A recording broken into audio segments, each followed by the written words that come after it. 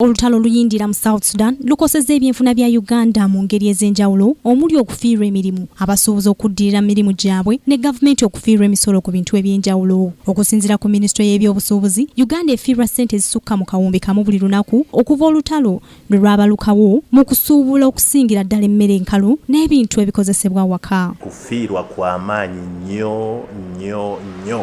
Ssente ziri mu buwumbi na buwumbi ezifiiriziddwa ate ne ssente ze tutakyasobola kufuna.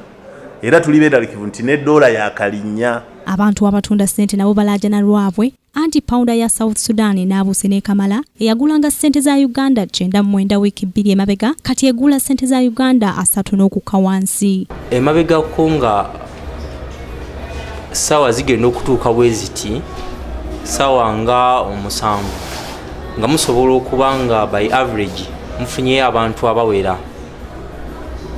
50 oba 40 n'essawa ya kakati ogenda okulaba nga omuwendo ogwo gwakendeera era okusinziira ku bantu abaali bajja n'essente ze bajjanga nazo okukyusa bakendeera ddala era ne kati omuwendo ogwo gwakendeera ate era n'ensimbi ze gujja nagwo era zijja n'ensimbi ntono ddala. Buwaata abasaabaza abantu bennyamivu olwa bizinensi ez'esibye baasi zitwala ekiseera okujjula ate nga n'abantu be batwala bakoma ku booda ya Uganda e Sudan tebayingira. Tufuna nga miliyoni 5 ku saving nga baasi egenda nga emigugu n'abantu tusobola savinga nga miliyoni 5 naye kati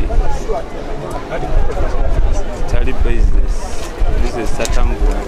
South Sudan y'emu ku nsi Uganda gy'esinga okutundamu ebintu byayo. Okusinziira ku biwandiiko ebiva mu minisitule y'ebyobusuubuzi, South Sudan ebadde etwalira ddala ebitundu 15 ku buli 100 ebyamaguzi Uganda byetunda ebweru. Crack Kingdom TV, Nakalema Grace, amalindirire. This is Kingdom TV.